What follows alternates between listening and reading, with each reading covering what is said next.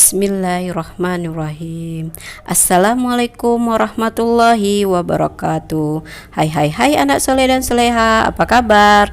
Jumpa lagi dengan Ustazah Sestra dalam video Buser, belajar bersama Ustazah Sestra. Semoga saja antum semua dalam keadaan sehat walafiat bersama keluarga tercinta antum. Amin amin ya rabbal alamin. Oke, sebelum memulai pelajaran hari ini, alangkah baiknya kita awali dengan membaca doa mau belajar terlebih dahulu. Mari kita berdoa. Berdoa selesai. Oke, pelajaran kita hari ini adalah tema 3, benda di sekitarku. Subtema 3, perubahan wujud benda. Muatan PPKN KD 3.3 dan 4.3 dengan materi keberagaman peran di sekolah. Oke, anak soleh dan soleha, sekolah adalah merupakan lembaga pendidikan formal tempat kita menuntut ilmu dan bersosialisasi antara seluruh warga sekolah. Nah, untuk memajukan bangsa Indonesia, sekolah sangatlah penting kedudukannya di sini. Nah, untuk memajukan suatu sekolah sangat dibutuhkan jerih payah dan perjuangan dari seluruh warga sekolah dalam membantu kegiatan belajar mengajar serta mempromosikan sekolah supaya dikenal oleh banyak orang dan lain-lain. Nah, antum tentu bertanya-tanya, siapa saja sih warga sekolah itu dan juga perannya apa saja sih? Oke, warga sekolah itu terdiri dari 1. Ketua yayasan atau pengurus yayasan atau direktur sekolah. 2. Kepala sekolah. 3. Wakil kepala sekolah. 4. Guru. 5. Siswa dan siswi. 6. Karyawan dan staf tata usaha. 7. Petugas kebersihan. 8. Penjaga sekolah. 9. Wali murid. 10. Dokter sekolah. Jika ada, karena tidak semua sekolah ada dokter sekolahnya ya. Nah, setiap warga sekolah memiliki peran dan tugas yang berbeda-beda demi kemajuan sekolah. Nah, Ustazah akan jelaskan satu persatu peran dan tugas warga sekolah tersebut. Yang pertama, ketua atau pengurus yayasan atau direktur. Nah, berperan sebagai pendiri sekolah swasta, memiliki tugas 1. Memberikan kesejahteraan kepada seluruh warga sekolah. 2. Mengelola sekolah. 3. Memberikan perlindungan untuk warga sekolah. 4. Membuat keputusan terkait anggaran sekolah. 5. Menetapkan kebijakan. Dan yang kedua adalah kepala sekolah. Nah, kepala sekolah ini berperan sebagai pemimpin sekolah dan memiliki tugas yang pertama, menyusun program kerja dan anggaran sekolah. 2. Mengatur kegiatan belajar mengajar di sekolah. 3. Melakukan supervisi atau penilaian kinerja guru dan karyawan. 4. Mengatur penggunaan sarana dan prasarana sekolah. 5. Menjaga hubungan baik dengan seluruh warga sekolah dan masyarakat.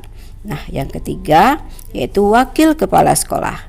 Nah, wakil kepala sekolah berperan sebagai wakil pemimpin sekolah dan memiliki tugas pertama, menyusun program pembinaan atau OSIS. 2. Menyusun program kegiatan eskul. 3. Mengatur pertemuan dengan wali murid. 4. Menyusun rencana kebutuhan sarana dan prasarana.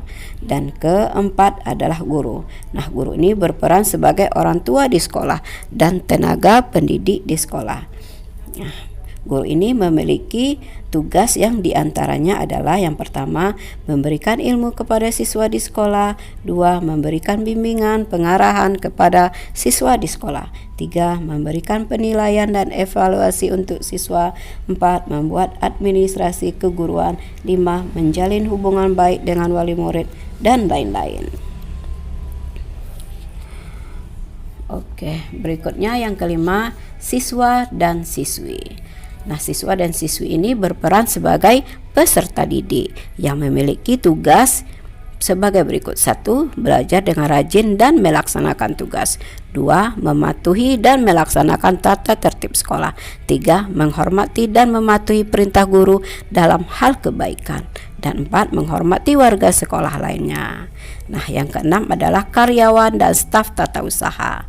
Nah, karyawan dan staf tata usaha ini berperan sebagai staf dalam bidang pelayanan yang memiliki tugas yang pertama melayani pembayaran SPP siswa, 2. Membantu melaksanakan administrasi sekolah, administrasi guru, dan administrasi murid.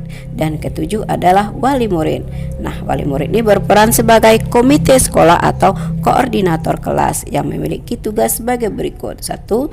Membentuk komite atau koordinator kelas. 2. Bisa menjadi narasumber dalam kegiatan sekolah. 3. Ikut serta dalam kegiatan-kegiatan sekolah. 4. Mendukung dan membantu guru dalam hal penguatan karakter anak. Dan yang ke-8 adalah petugas kebersihan. Nah, petugas kebersihan ini berperan sebagai tim kebersihan yang memiliki tugas menjaga dan merawat kebersihan sekolah, misalnya membersihkan ruang kelas, ruang guru, lapangan, masjid, dan lain-lain. Nah, yang ke-9 adalah penjaga sekolah. Penjaga sekolah berperan sebagai tim keamanan yang memiliki tugas yang pertama menjaga keamanan sekolah, 2. Menjaga barang atau fasilitas sekolah dari gangguan atau pencurian. Nah, yang 10 adalah dokter sekolah. Ya, ini bagi sekolah yang ada dokter sekolahnya ya. Nah, berperan sebagai tim kesehatan yang memiliki tugas 1. Mengecek kesehatan siswa serta warga sekolah lainnya secara berkala, misalnya melakukan pengecekan setiap 1 bulan sekali atau 6 bulan sekali. 2. Merawat warga sekolah yang tiba-tiba sakit di sekolah. Nah, anak soleh dan soleha, itu tadi adalah peran dan tugas dari berbagai warga sekolah.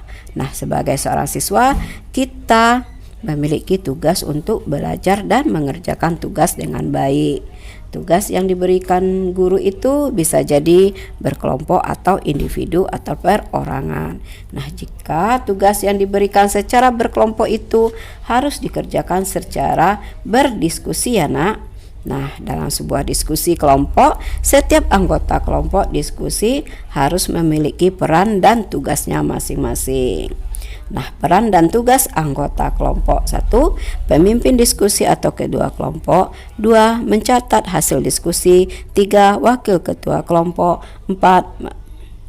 Mempresentasikan hasil diskusi. 5. Menjawab pertanyaan siswa lain saat melakukan presentasi. Nah, semua tugas-tugas itu harus dikerjakan dengan penuh tanggung jawab.